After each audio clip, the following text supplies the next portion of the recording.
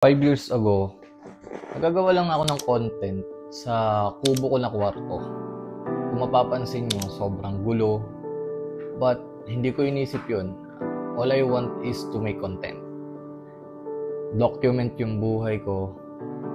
And at the same time, ma-preserve yung story, yung memories, yung mga moments na masasaya.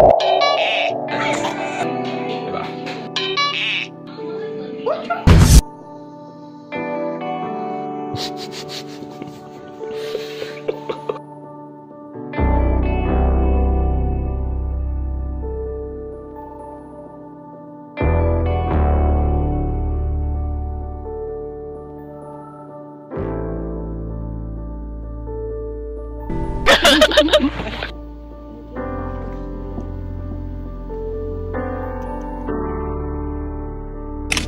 I am eager to explore the bustling night markets where I...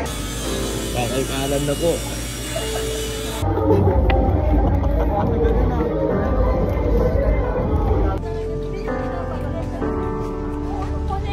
Happy birthday to Thank you po.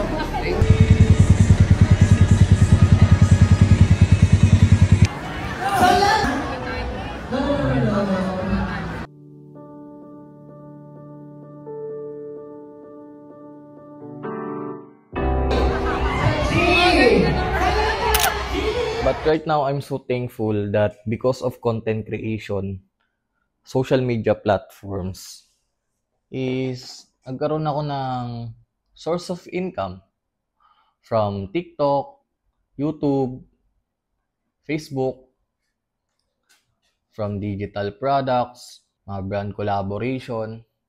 Nakakatuwa lang dahil hindi ko in-expect na ganun pala yung pwedeng mangyari. Kapag naging consistent ka, naniwala ka sa sarili mo, and at the same time, may paninindigan ka sa ginagawa mo. Binenta niya agad eh. Baka tatlong 150 ako, may 450 na ako. Palis yung minimum, di ba? Zoom lang natin.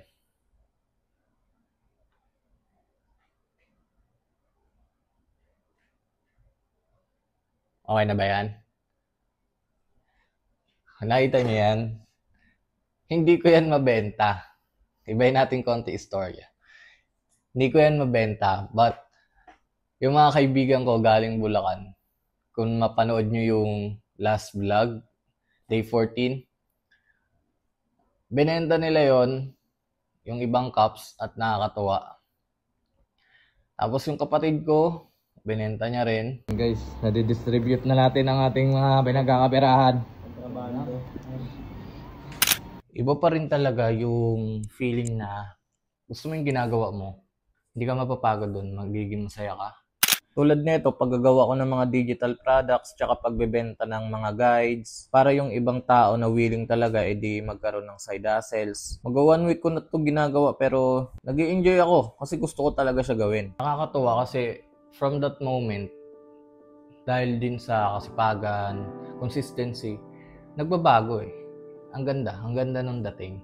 Sa video na to, gusto ko lang sabihin na if you want to start something na gustong-gusto mo sa buhay mo, huwag mong hayaan yung takot manguna kasi unang-una, pag natakot ka sa bagay na gagawin mo kahit gustong-gusto mo, mapanghihinaan ka ng loob, magkakaroon ka ng negative thoughts, at worst case scenario, baka hindi mo na talaga ituloy. Bago din pala ang lahat guys, ang bangis lang na nangyari kagabi. Dahil nga pumunta yung tropa ko from Bulacan. At nagantahan lang kami dito. Kung mapapansin nyo, ito.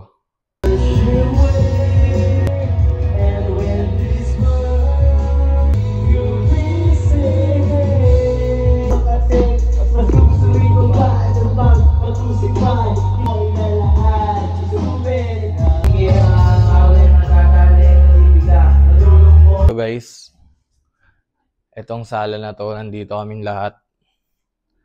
Tapos video okay, kantahan lang.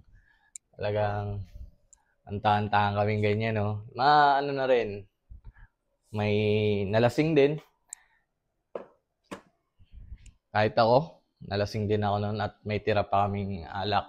Sinasabi ko to guys kasi ang Project Cult 101 series ko or kahit anong ginagawa ninyo, magtrabaho man kayo, nag-aaral kayo, may business kayo, lahat, kailangan ng pahinga yan. Mahirap pag di ka nagpapahinga. May kanya-kanya tayong pahinga eh. Okay? Kami naman, minsan lang rin naman kami nakakapagkita-kita kaya nag-decide kami na mag-inom kahit konti.